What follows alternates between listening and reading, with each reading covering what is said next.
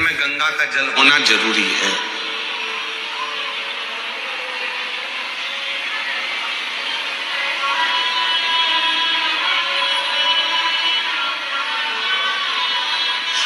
और मान लो तुम्हारे पास में गंगा जी का जल नहीं है तो क्या शंकर जी तुम्हारी पूजन को स्वीकार नहीं करेंगे? अरे बोलो तो जम के, करेंगे ना? क्यों? स्कंद पुराण में वर्णन आता है, स्कंद पुराण में वर्णन आता है कि एक बहुत साधारण सी घर में रहने वाली एक दृष्टांत बड़ा सुंदर है। और एक घर में रहने वाली एक रेणुका मां नाम की एक स्त्री थी। थोड़ा ध्यान से सुनना इस स्कंद पुराण के चरित्र। रेणुका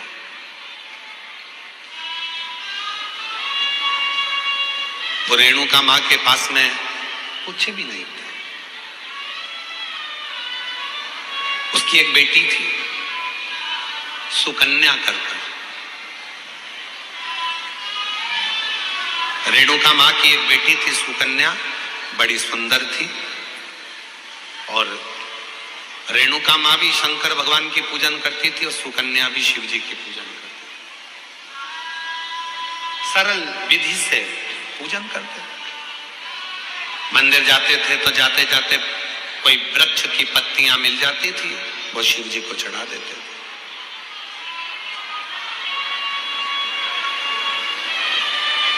कोई फूल मिल जाता था, वो शिव जी को चढ़ा देते थे। और कई बार ऐसा हुआ कि रेणुका सुकन्या को कोई पत्ती नहीं मिली, कोई फूल नहीं मिला तो उन्होंने जल चढ़ा दिया। कई बार ऐसा भी हुआ कि सुकन्या और रेणुका को जल भी नहीं मिला तो उन्होंने 3 बार ताली बजा दी।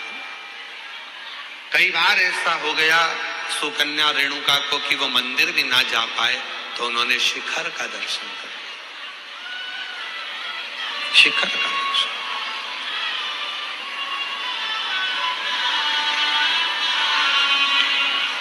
एक दिन रेणुका और सुकन्या दोनों बैठी हुई थी और रेणुका सुकन्या बैठी हुई थी और वहीं से एक संत का निकलना हुआ। बड़े विरक्त संत थे, शंकर जी के परम भक्त थे वो भी। स्कंद पुराण का ये बहुत सुंदर दृष्टांत है, अपनी जिंदगी में उतारिएगा। रेणुका सुकन्या बैठी है और वहीं से संत का निकलना हो रहा। विरक्त थे, शिव के परम उपासक थे। उनके मुख से नित्य प्रति ओम नमः शिवाय, ओम नमः शिवाय, ओम नमः शिवाय, ओम नमः शिवाय जपा करते।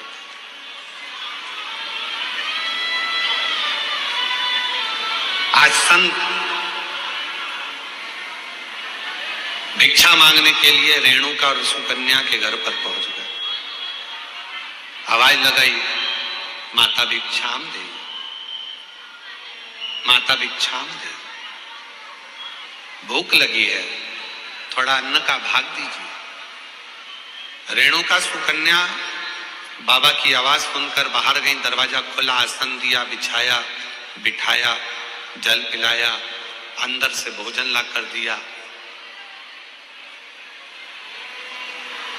पूजा की तैयारी कर रही थी शिव मंदिर जाने के लिए सुकन्या। और बाबा की दृष्टि पड़ गई उस पूजन की थाली पर। और जैसे ही संत की दृष्टि पूजन की थाली पर पड़ी तो संत ने बात बात में पूछ लिया, ये पूजन में सारा साहित्य रखा हुआ है पर गंगा का जल नहीं है तो तुम्हारी पूजन शिव स्वीकार नहीं करेंगे। इस संत ने कह दिया रेणुका और सुकन्या से, आपकी पूजन में, आपकी पूजा की थाली में गंगा का जल नहीं है तो शिव इस पूजन को स्वीकार नहीं करेंगे। अब तो संत कहकर चले गए। सुकन्या की बुद्धि में वो बात बैठ गई और सुकन्या मां के चरणों में प्रणाम कर कर बोली कि मुझे गंगा का जल चाहिए, मुझे गंगा का जल चाहिए। बाबा कहकर गए हैं, संत कहकर गए हैं कि जब तक गंगा का जल पूजन की थाली में नहीं होगा तब तक शिव प्रसन्न नहीं होंगे, शिव इस पूजन को स्वीकार नहीं करेंगे।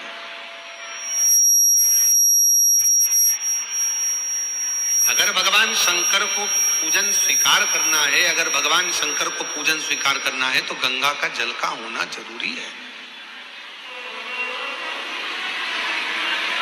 स्कंद पुराण कह रही है कि सुकन्या और रेणुका दोनों आंखों में जल भर ली। कहा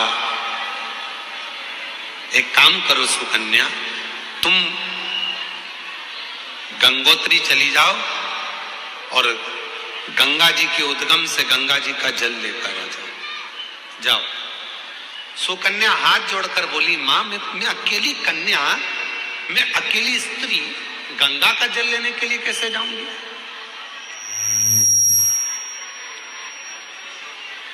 शिव की पूजन सुकन्या ने भी बंद कर दी, रेणुका ने भी बंद कर दी। दोनों शंकर के मंदिर नहीं जा रही हैं क्योंकि संत कहकर गए हैं कि गंगा का जल होना जरूरी है। अब गंगा का जल ही नहीं है तो शंकर मंदिर जाके करूंगी क्या? अब गंगा का जल ही नहीं है तो शिव जी के शिवालय में जाकर करूंगी क्या? ना सुकन्या मंदिर जा रही है, ना रेणुका मंदिर जा रही है। तभी मेरे ओघड़ दानी ने ध्यान दिया और आज भगवान शंकर का चेहरा कुछ उतरा हुआ था तो नंदी ने पूछ लिया, प्रभु क्या बात है, आज आपका मुख उतरा हुआ है, आज आपका चेहरा उतरा हुआ है, प्रभु क्या बात है? भगवान देवादिदेव महादेव ने कहा, नंदी एक रेणुका और एक सुकन्या एक गांव में निवास करती हैं, उनके पास में जो होता है वो मेरा श्रृंगार करती हैं, पूजन करती हैं। एक संत भिक्षा मांगने के लिए आए थे और वो उनको ज्ञान देकर चले गए, उनको बताकर चले गए।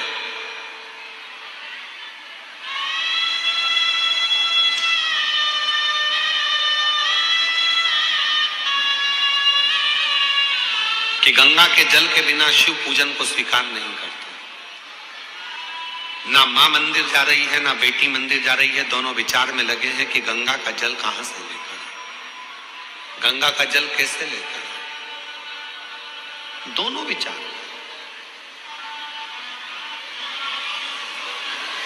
और उन दोनों के जल के बिना मैं फीका हूं। तभी भगवान शिव के पास से नंदी दौड़ कर गए, आप चिंता मत करो, आपका चेहरा उतरा हुआ देखकर, मुख उतरा हुआ देखकर मुझे अच्छा नहीं लग रहा। दौड़ कर गए नंदी और नंदी ने जाकर एक साधु का रूप रखकर पहले तो संत को समझाया कि गंगा का जल की मूलता नहीं, मूलता है शिव भक्ति की। जाओ जाकर सूचित करो। संत मानते नहीं थे तो नंदी ने अपना असली विग्रह धारण कर, बड़े बड़े सींग, बड़ा विराट सा स्वरूप नंदी का, बड़ा विराट सा स्वरूप।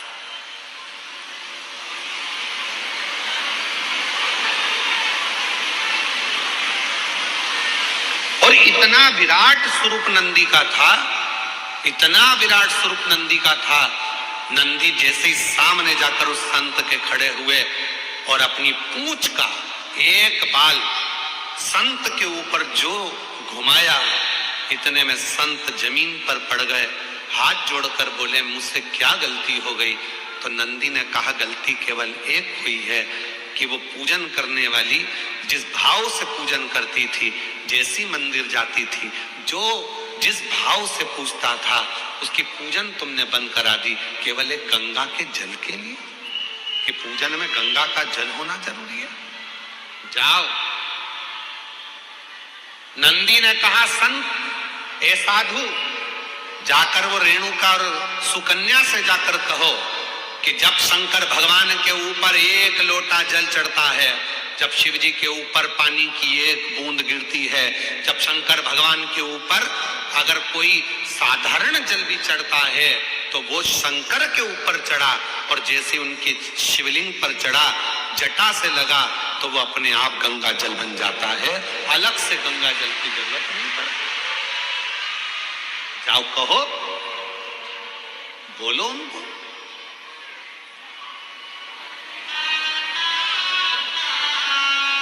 कहां से लाऊं गंगा, कहां से लाऊं यमुना, कहां से लाऊं गंगा, कहां से लाऊं यमुना, कहां से लाऊं सरयू आपार पड़ी रे, वो बोले तेरी सेवा हमसे ना बनी रे, शिव शंकर तेरी सेवा हमसे ना बनी रे। गंगा का जल मूल नहीं, मूल है आपके हृदय का भाव, हृदय का।